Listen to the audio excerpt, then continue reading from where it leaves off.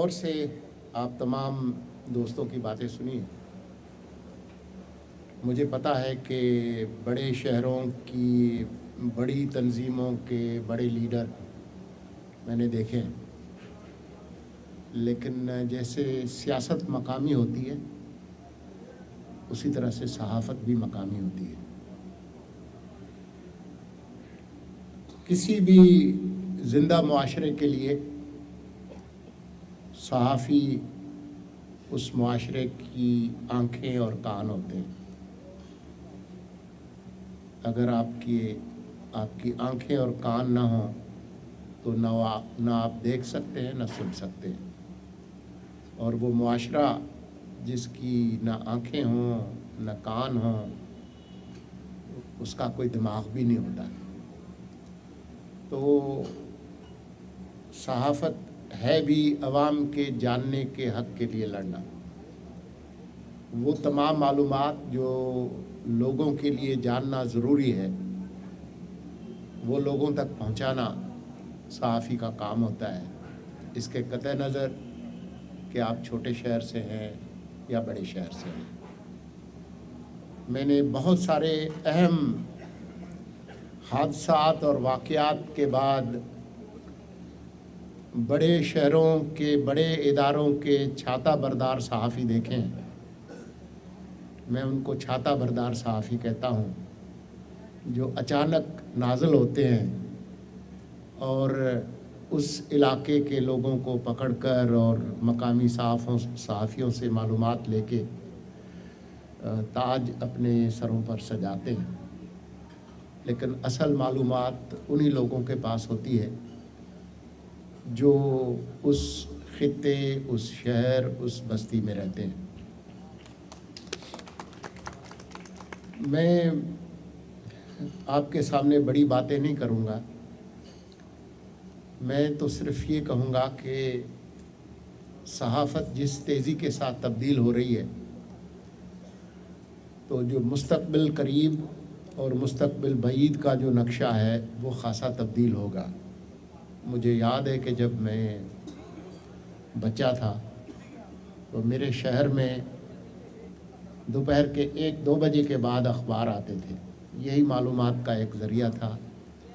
ایک صاحب جو ہے وہ سائیکل پہ ریلوے اسٹیشن سے کچھ اخبار جو کراچی سے اور حیدرآباد سے چھپ کے آتے تھے وہ سائیکل پر اٹھا کر چند دکانوں پر لے آتے تھے، اور کوئی نائی کی دکان ہے، کوئی دوسری دکان ہے، وہاں پر کچھ اخبار پڑھے انہوں نے تقسیم کیے۔ تو مجھے یاد ہے کہ ایک پرائمری اسکول کے بچے کے طور پر وہ مجھے بلاتے اور کہتے کہ یہ ذرا اخبار پڑھ کے سنائیں، اور میں وہ خبریں پڑھ کر ان لوگوں کو سناتا جو اخبار پڑھ نہیں سکتے تھے۔ میرے خیال میں وہ میرے براڈ کاسٹنگ کیریئر کی ابتدا وہیں سے ہوئی۔ بات یہ ہے کہ آپ لوگوں نے بہت سارے مسائل میرے سامنے رکھے ہیں۔ محدود مدت اور محدود اختیار کی اس حکومت کا میں وزیر ضرور ہوں، لیکن حکومت بہرحال پھر بھی ہے۔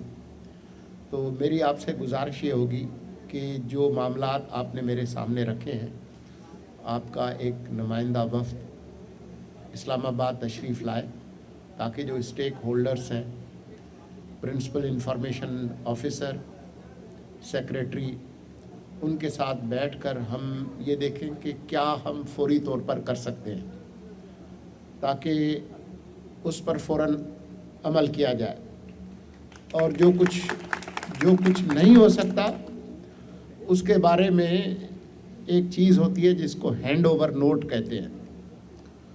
وہ جب 8 فروری کو انتخابات ہو جائیں گے اور نئی حکومت آئے گی تو ہم ان کے حوالے کریں گے کہ یہ ہم کر چکے، یہ کرنا باقی ہے، یہ ہم آپ کے حوالے کر کے جا رہے ہیں، تاکہ باتیں جو ہے وہ کم ہوں اور کچھ کر کے جو ہے وہ کیا جائے۔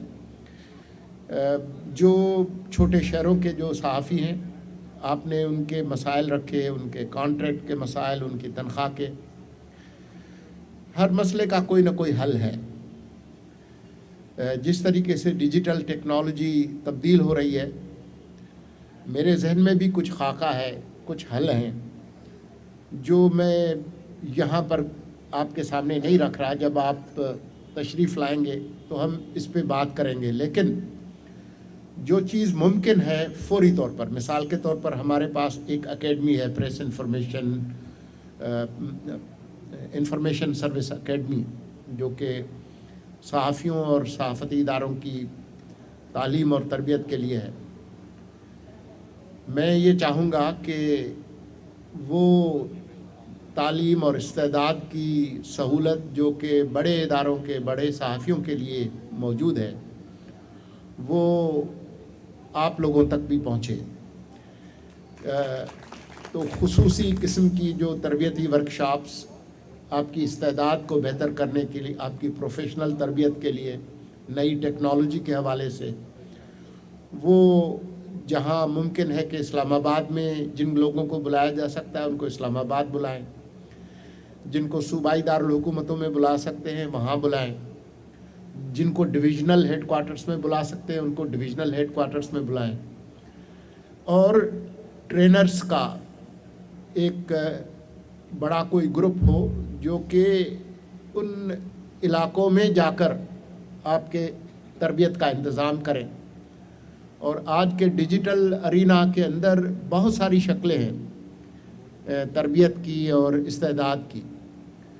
تو میرے ذہن میں بھی کچھ نقشے ہیں، جب آپ تشریف لائیں گے تو ہم ان پر بات کریں گے. آپ نے انشورنس کے حوالے سے بات کی ہے، تحفظ کے حوالے سے بات کی ہے. کچھ معاملات ایسے ہیں جیسے صحت کے ہیں، مقامی انتظامیہ کے ہیں، اس میں وفاقی حکومت صوبائی حکومتوں کے ساتھ مل کر بہت کچھ کر سکتی ہے. مجھے یاد ہے کہ پچھلی دفعہ میں لاہور میں تھا اور رات کے 2 بجے ایک ٹویٹ آیا کہ جی وہ سوات کے ایک صحافی ہیں، وہ جو ہے وہ اٹھا لیے گئے ہیں. تو صبح 4 بجے میں جا رہا تھا لاہور سے اسلام آباد، تو میں نے چیف منسٹر سے اور ہوم سیکرٹری کو کال کیا کہ بھئی یہ ذرا کیا معاملہ ہے.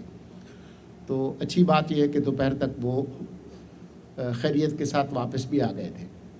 تو اس طرح کے معاملات ہوتے ہیں، باوجود اس بات کے کہ جی صوبائی خود مختاری ہے، لیکن وفاقی حکومت کا بھی ایک اختیار ہے، ہم اس کو استعمال کریں گے. تو میری آپ سے یہی گزارش ہے کہ آپ اپنے اتحاد کو قائم رکھیں. اس سے کوئی فرق نہیں پڑتا کہ آپ چھوٹے شہر سے ہیں یا بڑے شہر سے ہیں. آپ کے پاس معلومات ہے اور معلومات ایک طاقت ہے.